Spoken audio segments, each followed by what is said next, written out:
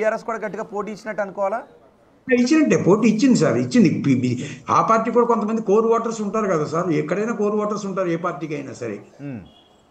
అది అక్కడ బీజేపీకి ఓట్లు బాగా తగ్గుతాయి ఈసారి. 6% 7% దాటి ఓటింగ్ లేదు బీజేపీకి. అదొకటి రైట్. అంటే కిషన్ రెడ్డి అన్ని తన భుజస్కంధాల మీద వేసుకుని ప్రచారం చేసిన బీజేపీ నాయకుల్లో మాత్రమే కొన్ని అంచనాలు ఓన్లీ మాటల వరకే కనబడ్డాయి తప్ప పోలింగ్ బూతులు అది ఎక్కడ కనబడదు అని ముందే అనుకోలేదు. ఓకే, బీజేపీలో తప్పిదాలు ఏమైనా కనబడుతున్నాయి మీకు? లేదంటే బీజేపీ ఒక రాయి వేద్దాం అనుకున్న ఒక ఆశావాహం మాత్రమే కనబడుతుందా? అంటే పోరాడాలి. ఏ బై ఎలక్షన్ వచ్చినా జనరల్గా బీజేపీ స్ట్రాటజీ ఎలా ఉంటుందంటే పంచాయతీ ఎలక్షన్ కూడా ఎమ్మెల్యే ఎలక్షన్లో వాళ్ళు కన్సిడర్ చేస్తారు. కానీ ఇక్కడ మన జూబ్లీ హిల్స్లో అది కనబడలేదు పూర్తిగా.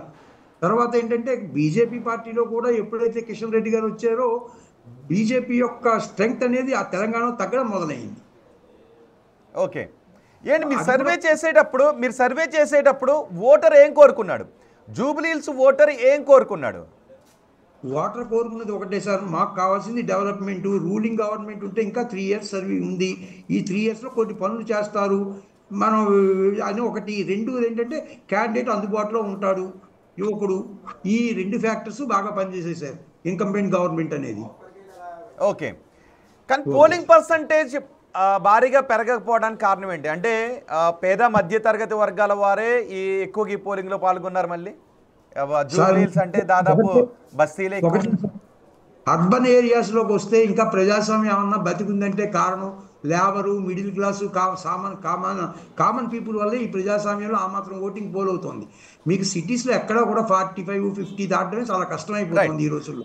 మూర్తి గారు, ఒక్కసారి మీరు అందుబాటులోనే ఉండండి. మరో 2 సర్వే ఫలితాలు కూడా వచ్చాయి. ఆ 2 సర్వే ఫలితాలను నేను మీకు ఇప్పుడు చెప్పబోతున్నాను. దాదాపు వస్తున్న ఫలితాలన్నీ కాంగ్రెస్కి అవకాశాన్ని ఇస్తున్నాయి. స్మార్ట్ పోల్ కాంగ్రెస్కి 48.2% ఇస్తూ ఉంటే బీఆర్ఎస్కి చాలా తక్కువ పర్సెంటేజ్ 41.8% ఇస్తుంది. పబ్లిక్ పల్స్ బీఆర్ఎస్కి 41.8% ఇస్తూ ఉంటే కాంగ్రెస్కి 48% ఇస్తున్న పరిస్థితి కనిపిస్తుంది. చాణక్య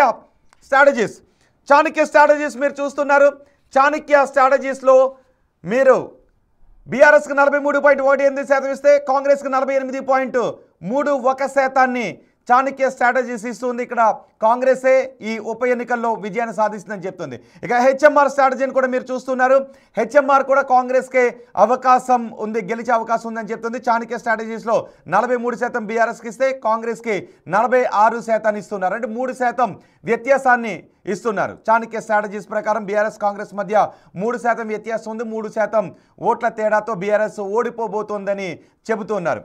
చాణక్య స్ట్రాటజీస్ పోల్ని మీరు బిగ్ టీవీ స్క్రీన్ పైన చూస్తున్నారు. అలాగే మరో సంస్థ ఫలితాలను కూడా నేను మీకు వివరించబోతున్నాను.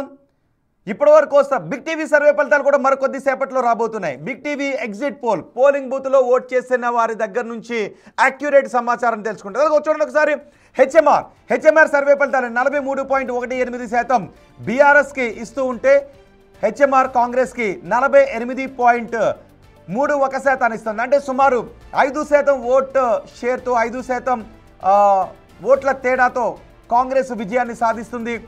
నవీన్ యాదవ్ అసెంబ్లీలోకి అడుగు పెట్టబోతున్నారు అని చెప్తున్నారు. నవీన్ యాదవ్ గెలుపుకు చాలా అంశాలు కలిసి వస్తున్నాయి. 1 రూలింగ్ గవర్నమెంట్ అభ్యర్థి కావడం, 2 నవీన్ యాదవ్ యువకుడు కావడం, 3 నవీన్ యాదవ్ గత 2 సార్లు 2014లోను 2018లో కూడా ఆయన ఓడిపోవడం, 2023లో ఆయన పోటీ చేయలేదు, కాంగ్రెస్ కోసం ఆయన ప్రయత్నం చేశారు, ప్రచారం చేశారు. 2023లో ఆయన ఎన్నికల్లో పోటీ చేయలేదు. సో గత 2 సార్లు కూడా ఓటమి పాలవడం, గత 2 ఎన్నికల్లోనూ ఇదే నియోజకవర్గ ప్రజలు నవీన్ యాదవ్ను ఓడించడం, ఇవన్నీ కూడా నవీన్ యాదవ్ కలిసి వచ్చాయి. ఇంటింటికి వెళ్ళి ప్రచారం నిర్వహించడం, ఇంటింటికి వెళ్ళి హామీలు ఇవ్వడం, ఇక్కడ స్లమ్ ఏరియాల్లో ఉన్నటువంటి వాళ్ళకి కొన్ని ఎక్కువ హామీలు ఇవ్వడం, ఇవన్నీ కూడా నవీన్ యాదవ్ కలిసి వచ్చాయి.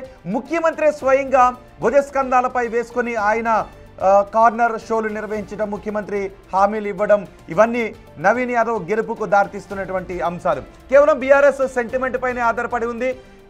రూలింగ్ గవర్నమెంట్ని రేవంత్ రెడ్డిని తిట్టడానికి మాత్రమే పరిమితమైంది. ఇవన్నీ ప్రజల్లో గవర్నమెంట్పై వ్యతిరేకతను పెంచలేకపోయాయి, బీఆర్ఎస్ వైపు సానుకూలతను తీసుకుని రాలేకపోయాయని అభిప్రాయపడుతున్నారు. అదిగో చూడండి ఒకసారి రేస్ 41-46 బీఆర్ఎస్కు 41, కాంగ్రెస్కు 46% ఇస్తుంది రేస్ సంస్థ ఇస్తున్నటువంటి ఫలితాలు. ఇక స్మార్ట్ పోల్ బీఆర్ఎస్కు 42.1,